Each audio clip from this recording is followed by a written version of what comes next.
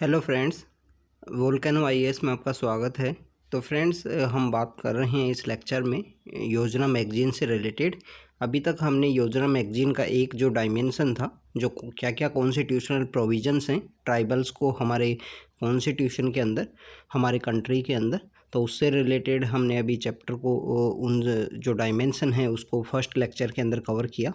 इस लेक्चर के अंदर हम कवर करेंगे the role played by the tribal society in the Indian freedom struggle.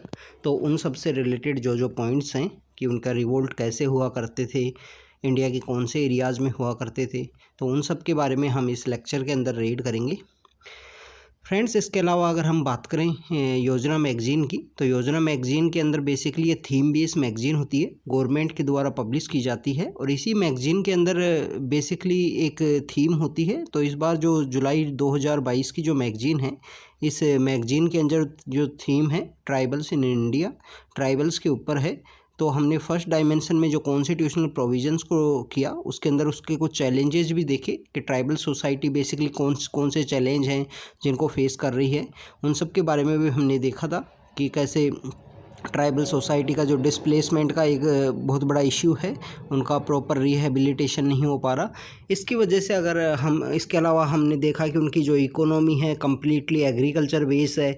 इसके अलावा हमने देखा कि कैसे उनका जो एजुकेशन है वो काफ़ी लो है, परमानेंट हाउसिंग की प्रॉब्लम है, हेल्थ के इश्यूज़ हैं। तो इन सब के बारे में हमने फर्स्ट जो लेक्चर है उसके अंदर देखा है। तो अगर आपको जो ट्राइबल सोसाइटी है उसको कम्प्लीटली इन डेप्थ उसका अंडरस्टैंडिंग लेना है, तो आप इससे पहले मैं आपको सजेस्ट करूँगा कि लेक्चर 1 को भी आप देखिए, योजना मैगज़ीन से रिलेटेड।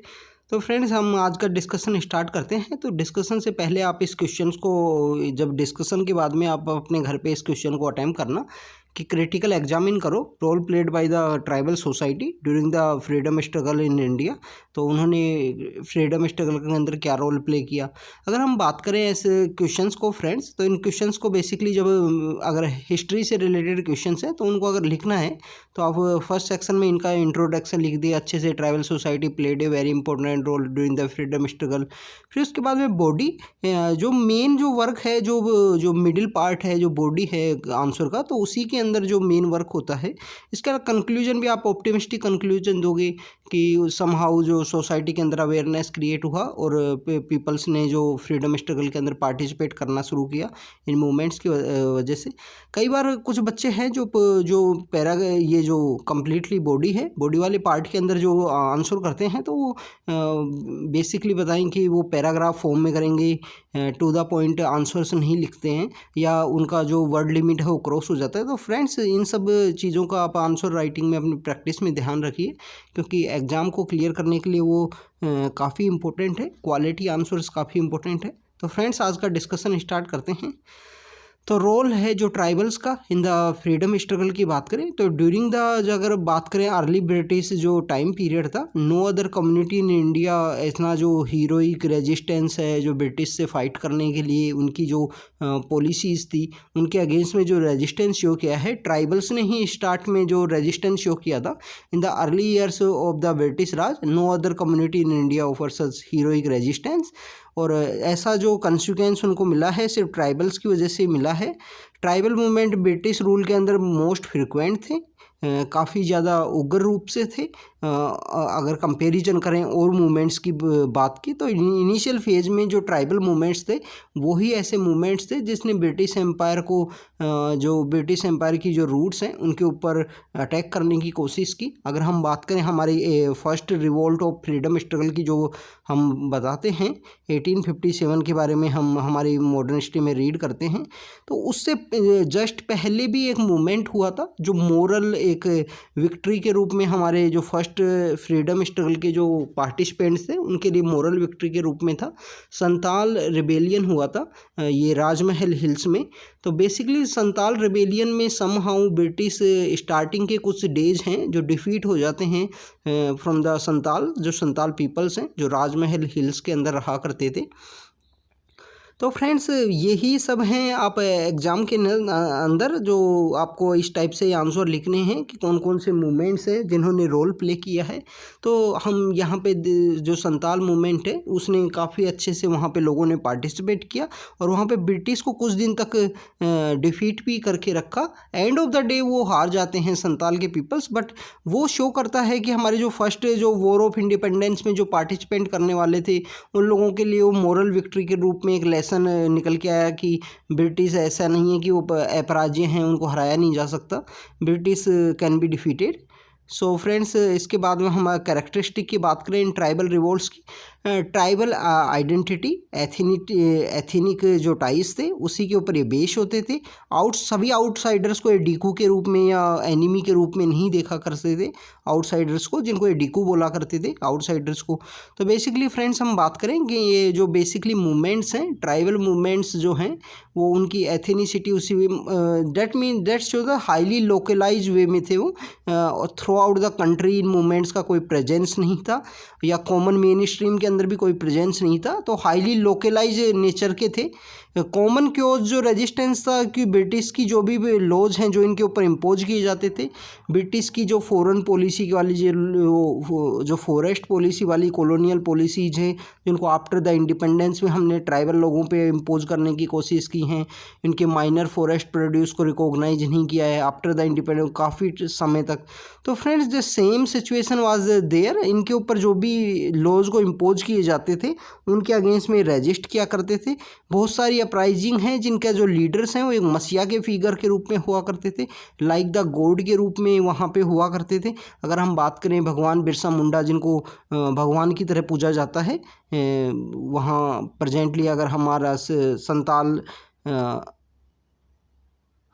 तो भगवान बिरसा मुंडा को भगवान की तरह पूजा जाता है। अगर हम प्रेजेंटली हमारा बात करें झारखंड वाला जो एरियाज़ है, झारखंड छत्तीसगढ़ के जो एरियाज़ हैं, इसके अलावा जो ट्राइबल मूवमेंट्स हुआ करते थे ये डूम्ड हुआ करते थे फर्स्ट डे से ही, क्योंकि इनके पास जो लड़ाई करने के लिए जो वेपन होते थे तीर भाले, ये हमारे जो पुराने आउटडेटेड वेपन्स हैं वो सब हुआ करते थे इनके पास में। बेसिकली अगर हम बात करें तो प्रेजेंट टाइम की जो मॉडर्न जो एनफील्ड राइफल्स जो 1857 के रिवोल्ट के लिए काफ़ी रोल प्ले किया था जिसने, ऐसे कुछ वेपन्स नहीं थे इनके पास में। मॉडर्न वेपन्स का ना प्रेजेंस होना भी इनका एक ट्राइबल मूवमेंट का एक कैरेक्टरिस्टिक था। हाईली डूम्ड जो एंशिएंट नेचर के इनके वेपन्स हुआ करते थे। अब फ्रेंड्स हम बात कर रहे हैं कि हमारा आज़ादी का अमृत महोत्सव अभी चल रहा है, उसके प्रेजेंटली जो हमारे कुछ ट्राइबल मूवमेंट्स हैं जिनके बारे में गवर्नमेंट कंटिन्यू अवेयरनेस इंक्रीज कर रही है to create the awareness about the unsung heroes, जो हमारे जिन हीरोज़ को प्रॉपर रिकॉग्निशन मिलना चाहिए था जिन्हें नहीं मिला है। अभी आपने देखा कि जुलाई मंथ के स्टार्ट में प्राइम मिनिस्टर जो रैंपा रिबेलियन था अल्लूरी सीतारमन राजू, तो उनके वहाँ भी उनकी स्टैचू के लिए भी गए थे। तो फ्रेंड्स हम बात करें जात्रा भगत एक ट्राइबल रिवोल्ट के लीडर थे। ये इन्होंने बेसिकली छोटा नागपुर वाले प्लेट्यू में काफ़ी इंपॉर्टेंट रोल प्ले किया था। अराउंड द ताना भगत के नाम से भी इनके जाना जाता है, इनके जो फॉलोवर्स हैं 1921 के टाइम में। और इन्होंने नॉन कोऑपरेशन मूवमेंट जो हमारा उस टाइम में चल रहा था कि गवर्नमेंट के साथ में कोऑपरेट नहीं करना है आफ्टर द अगर हम बात करें कि फर्स्ट वर्ल्ड वॉर के एंड होने के बाद में वो हमारा मूवमेंट स्टार्ट होता है जिसमें बेसिकली जो टर्की था उसका भी एक इम्पोर्टेंट रोल था। वहाँ पे जो खलीफा जो थे उनको रिमूव कर दिया गया था, तो खिलाफत मूवमेंट भी बोला करते हैं, नॉन कोऑपरेशन मूवमेंट खिलाफत मूवमेंट जो है। इसके अलावा नाना जगताप हैं, ये भील ट्राइबल लीडर थे। 1857 अपराइजिंग में इन्होंने काफ़ी इंपॉर्टेंट रोल प्ले किया था। और अगर हम बात करें इन्होंने खरगोन मध्य प्रदेश के अंदर अपना जो रिवोल्ट था वो उनका एरिया था, खरगोन जो मध्य प्रदेश का एरिया है। इसी टाइप से फ्रेंड्स और भी बहुत सारे नाम हैं जो इस आज़ादी के अमृत महोत्सव में जो अनसंग हीरोज़ के बारे में अवेयरनेस क्रिएट करने से रिलेटेड है। हमारी इंडिपेंडेंस के 75 ईयर्स जो कंप्लीट होने वाले हैं। तो फ्रेंड्स हम बात करें यहाँ पे जो सन्यासी रिबेलियन की बात है, हम कुछ यहाँ पे कुछ रिबेलियंस को देखेंगे जो जो ट्राइबल्स के रिलेटेड कोई भी इम्पोर्टेंट है, न्यूज़ के अंदर भी हैं, और जिन सभी को तो हम कवर नहीं करेंगे यहाँ पे, क्योंकि हम कंप्लीट करने जाएंगे तो अराउंड 25 या 30 हैं। बट हम जो टॉप 4-5 हैं जो न्यूज़ के अंदर रहते हैं, जिनसे रिलेटेड यूपीएससी में क्वेश्चन आते हैं, उन सब रिवोल्ट्स को यहाँ पे कवर करेंगे।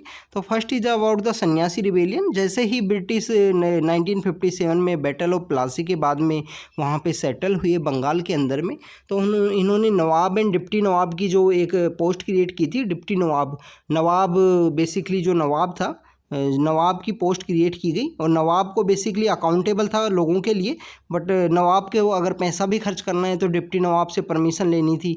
तो उस टाइम में ब्रिटिश ने अपनी जो हाईली एक्सप्लॉयटेशन इनको करना था, रिवेन्यू इनको कलेक्ट करना था, तो इन्होंने रिवेन्यू इंक्रीज कर दिया। उसी टाइम में जो बंगाल में फेमाइन का एरिया, जो फेमाइन है वो चल रहा था, तो उसी टाइम में ये मूवमेंट है जो स्टार्ट होता है, सन्यासी मूवमेंट, जो बेसिकली वहाँ पे जो कुछ सेंट्स हैं, जो फ़कीर्स हैं, जो रिलीजियस पीपल्स थे, वो उन लोगों ने इस मूवमेंट के अंदर काफ़ी पार्टिसिपेट किया। इसके अलावा जो बंकिम चंद्र चटर्जी की जो किताब है आनंद मठ, उस मठ के उसके अंदर भी इसके बारे में मेंशन है। और बंकिम चंद्र चटर्जी के बारे में फ्रेंड्स आप जानते होंगे कि उन्होंने हमारा जो नेशनल सॉन्ग है उनको लिखा है उन्होंने। तो उनकी जो बुक है आनंद मठ, उसके ये बेसिकली सन्यासी रिबेलियन के ऊपर ही बेस है फ्रेंड्स। अगर हम फ्रेंड्स आगे अगर दूसरे रिवोल्ट की अगर हम बात करें, second is the Indigo revolt, या आफ्टर द 1857 ये रिवोल्ट होता है। यहाँ पे जो दीनबंधु मित्रा का जो एक प्ले है नील दर्पण के अंदर काफ़ी इंपॉर्टेंट इसके बारे में मेंशन है।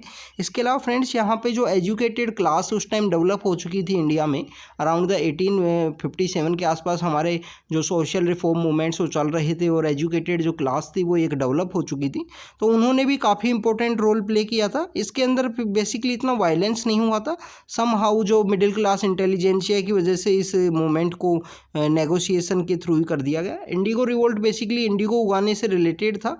वहाँ पे नील दर्पण जो एक प्ले है उसके अंदर भी इसके बारे में दिखाया गया है। फ्रेंड्स आप इन जो जितने भी हम मूवमेंट्स को रीड करेंगे, आप इनके बारे में अपनी जो मॉडर्न हिस्ट्री की बुक है उसके अंदर रीड करना। इसके अलावा फ्रेंड्स रैंपा रिबेलियन है जो अभी कंटिन्यू न्यूज़ के अंदर है प्रेजेंटली। 1879 के आसपास ये स्टार्ट हुआ था। आज के हम बात करें प्रेजेंटली जो आंध्र प्रदेश विशाखापट्टनम का एरिया है वहाँ पे, और ये एक्ट कम्प्लीटली जो ट्राइबल पीपल्स को जो फॉरेस्ट से रिलेटेड रेस्ट्रिक्ट किया जा रहा था उससे रिलेटेड था। एक एक्ट आया था उस टाइम 1882 का मद्रास फॉरेस्ट एक्ट, जिसके द्वारा ट्राइबल पीपल्स का जो फॉरेस्ट के अंदर जो मूवमेंट है उसको रेस्ट्रिक्ट किया जा रहा था, जिसको और बेसिकली उस टाइम में स्लैश एंड बर्न या शिफ्टिंग एग्रीकल्चर का एक पार्ट है पोडू, वो एग्रीकल्चर वहाँ पे ये लोग प्रैक्टिस किया करते थे। तो इनका एक रिवोल्यूशनरी लीडर हैं अल्लूरी सीतारामा राजू, उन्होंने बेसिकली उस मूवमेंट के अंदर काफ़ी इंपॉर्टेंट रोल प्ले किया है। इनको मन्यम वेरुदू के नाम से भी जाना जाता है। मन्यम वेरुदू मतलब कि हीरो ऑफ द जंगल, जो जंगल के लोगों का हीरो थे, तो ये इनके बारे में जाना जाता है। लास्ट में इनको एग्जीक्यूट कर दिया जाता है। ये रैंपा रिबेलियन है, वेरी इंपॉर्टेंट फ्रेंड्स। अभी प्रेजेंटली हमारे प्राइम मिनिस्टर अभी यहाँ पे इनके लिए गए हैं और इनकी स्टैचू को भी इनॉग्रेट करने से रिलेटेड बात थी। तो ये अनसंग हीरोज़ हैं जिनके बारे में अवेयरनेस इंक्रीज की जा रही है। इसके अलावा फ्रेंड्स हम बात करें वेरी इंपॉर्टेंट जो ट्राइबल मूवमेंट से रिलेटेड जो भगवान हैं, भगवान बिरसा मुंडा, तो मुंडा अपराइजिंग है। मुंडा अपराइजिंग कंटिन्यू होता है। मुंडा अपराइजिंग में बेसिकली जो रोल प्ले करते हैं भगवान बिरसा मुंडा यहाँ पे रोल प्ले करते हैं, वो ट्राइबल्स को इकट्ठा करते हैं और उनकी एक वॉइस को रेज किया जाता है। जितना भी जो एग्रीरियन सिस्टम के अगेंस्ट में, उनके अगेंस्ट में जो भी प्रॉब्लम्स वो फेस कर रहे थे हमारे ट्राइबल सोसाइटी के पीपल्स, तो उनके अगेंस्ट में ये रिवोल्ट करते हैं। तो इसको बिरसा मुंडा का जो रिवोल्ट भी बोला जाता है। तो ये उनकी जो रिवोल्ट है उलगुलन है, ये 2020 के अंदर इससे क्वेश्चन आया था फ्रेंड्स प्रीलिम्स के अंदर में, इसी अपराइजिंग से। तो फ्रेंड्स ये है, बाद में हर मूवमेंट का एक ही नतीजा होता है कि जो ट्राइबल लीडर है उसको पकड़ लिया जाता है, उसको एग्जीक्यूट कर दिया जाता है बाद में। तो friends this is about the Munda uprising. इसके बाद में ये भगवान बिरसा मुंडा हैं जिनका हर बार ये जो पोस्ट कार्ड है वो शो किया जाता है, गवर्नमेंट के द्वारा पब्लिश किया जाता है। अभी रिसेंटली नवंबर के अंदर जो ट्राइबल महोत्सव, जो जनजातीय दिवस भी मनाया गया है, वो भगवान बिरसा मुंडा से ही रिलेटेड था फ्रेंड्स। इसके अलावा फ्रेंड्स संताल रिबेलियन है, जस्ट बिफोर द 1857 ये रिवोल्ट हुआ था। इसमें 4 ब्रदर्स हैं, जिसमें 2 नेम काफ़ी फेमस हैं, सीडो एंड काहनू। इन लोगों ने वहाँ के ज़मींदार्स को इकट्ठा किया, उनके अगेंस्ट में जो भी उनसे एक्सप्लॉयटेशन इनका किया जा रहा था उसके अगेंस्ट में इन्होंने आवाज़ उठाई, और सीडो एंड काहनू को बाद में किल कर दिया जाता है। और संताल बेसिकली राजमहल हिल का एरिया है जहाँ पे ये मूवमेंट अपराइजिंग होता है। इसके अलावा दिस इज़ द फ्रेंड्स, ये फ़ोटो है रानी गाइडिनलू की। ये नागा जो रानी थी, नागा क्वीन थी, और इनको हरीके ट्राइब से ये मूवमेंट से वहाँ बिलोंग करते थे। तो इन्होंने 13 ईयर्स की उम्र में फ्रीडम स्ट्रगल में काफ़ी इंपॉर्टेंट रोल किया है। इन्होंने जो रोल प्ले किया है वो later part of freedom struggle है, जो अंतिम पार्ट था हमारा आज़ादी से जो 10-15 साल पहले का जो टाइम पीरियड है उनमें इन्होंने रोल प्ले किया था। इनको जेल के अंदर डाल दिया गया था, बाद में आफ्टर द इंडिपेंडेंस इनको निकाला गया है। हमारे जो प्राइम मिनिस्टर थे पंडित जवाहरलाल नेहरू, एंड इसके अलावा इनको पद्म भूषण से जो सम्मानित करवाया गया था उस टाइम में। इसके अलावा फ्रेंड्स हम अगर इन ट्राइबल रिवोल्ट्स की अगर बात करें कि इनके जो बेसिकली जो फेलियर होने का जो रीज़न था या इनका जो लोकलाइज होने का रीज़न था, मोर पीपल यहाँ पार्टिसिपेट किया करते थे but through out the country इनका प्रेजेंस नहीं हुआ करता था। तो उसके बारे में अगर हम रीड करें कि उसके रीजन्स क्या हैं उसके खिलाफ में, तो पार्टिसिपेंट तो हाईली लार्ज नंबर पे हुआ करते थे but localise in nature. Maximum जो पार्टिसिपेंट थे वो लोकलाइज थे। अगर राजमहल हिल्स के अंदर संताल रिबेलियन हो रहा है तो राजमहल हिल्स के ही लोग पार्टिसिपेट किया करते थे due to less of the communication और कनेक्टिविटी। इससे पहले हम बात करें कि ब्रिटिश के आने से पहले हम बेसिकली यहाँ पे हम जो किंगडम्स हैं उनमें डिवाइड थे। अगर हम बात करें बंगाल के अंदर अलग राज किया करता था, मैसूर के अंदर अलग था, मराठा अलग थे, नॉर्दर्न इंडिया के अंदर अलग चला करता था। तो वो भी एक रीज़न था कि इंडिया के पीपल्स कनेक्टेड नहीं है। अगर बिहार के अंदर कुछ हो रहा था या बंगाल के अंदर कुछ हो रहा था तो वेस्टर्न पार्ट ऑफ कंट्री के जो लोग थे उनको कोई इंटरेस्ट नहीं था। Even the communication was not there, people are not aware. जो वहाँ पे अगर मूवमेंट हो भी जाता था वहाँ पे उस मूवमेंट को सप्रेस भी कर दिया जाता, तो उसके बाद में लोगों को पता लगता था। इसके अलावा बात करें friends, mostly arouse out of the local grievance, local जो कोई प्रॉब्लम थी उनके ऊपर ये फ्रेंड्स मिसप्रिंट हो गए हैं, यहाँ पे लोकल है ही। तो लोकल जो भी वहाँ पे प्रॉब्लम सी होती थी उसी के अगेंस्ट में मूवमेंट उठा करता था। कभी भी मूवमेंट का जो टारगेट था, जो इनिशियल फेज में टारगेट ये नहीं था कि हमको इंडिपेंडेंस लेना है, आज़ादी हमको अचीव करनी है अगेंस्ट द ब्रिटिश। वहाँ पे जो टारगेट हुआ करता था उनके ऊपर जो भी लॉज इम्पोज किए जाते थे उसके अगेंस्ट में हुआ करता था। इनकी जो लीडरशिप थी वो सेमी फ्यूडल कैरेक्टर की थी, ये भी एक बहुत बड़ा रीजन है। इसके अलावा दूसरा बात करें कि यहाँ पे सेंचुरीज ओल्ड रिवॉल्यूशन के तरीके थे, आइडियोलॉजी भी इनका काफ़ी ओल्ड था, ऐसा कोई अल्टरनेटिव इन्होंने शो नहीं किया था। इसीलिए फ्रेंड्स आपने देखा होगा कि 1857 की जब हमारी रिवोल्ट होती है, उस रिवोल्ट को बहुत सारे जो स्कॉलर्स हैं वो ये भी बोलते हैं कि 1857 की जो रिवोल्ट है the last efforts by the kingdoms to regain their kingship को रीगेन करने से रिलेटेड था। किंग्स के द्वारा लास्ट एफर्ट्स था उनका रीगेन करने के लिए अपने किंगडम से रिलेटेड। तो फ्रेंड्स ये इसके अलावा अगर हम बात करें कि इनके पास कोई फ्यूचरिस्टिक सॉल्यूशन नहीं है सॉरी फ्रेंड्स। इसके अलावा फ्रेंड्स हम बात करें कि हमने देखा है कि कैसे कि जब हमारी फ्रीडम स्ट्रगल के टाइम में जो एजुकेटेड क्लास थी उन्होंने पार्टिसिपेट नहीं किया था। उनके जो ना पार्टिसिपेट करने का रीज़न था कि बेसिकली हम सोशल रिफॉर्म मूवमेंट्स उस टाइम चल रहे थे, तो लोग सोच रहे थे कि कैसे जैसे करके तो रिफॉर्म मूवमेंट्स आना स्टार्ट हुए हैं और अगर फिर से किंगडम आ जाएगा, फिर से जो राजशाही आ जाएगी, हर एक जो स्टेट है, जैसे उत्तर प्रदेश एक स्टेट है तो उसमें 3-4 किंगडम्स हैं, बुंदेलखंड का अलग है, बाघेलखंड में अलग है, लखनऊ में अलग हैं, बेगम हजरत महल थे उस टाइम में।